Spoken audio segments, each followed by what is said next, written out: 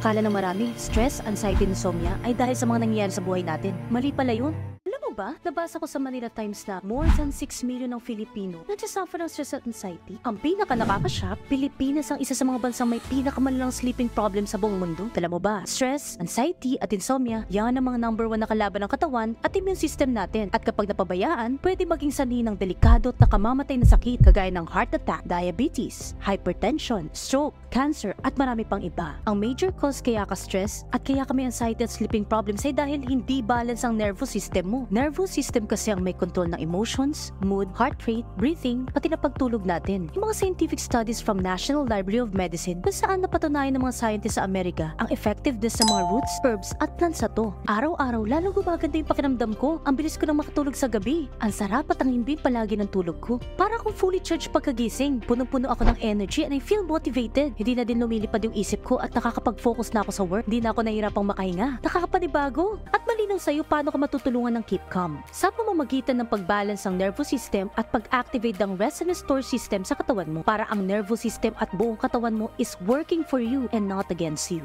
Remember, ito ang chance mo para magkaroon ulit ng happiness, peace of mind and freedom. Ngayon, sa isang click ng button, meron kang power para baguhin ang lahat.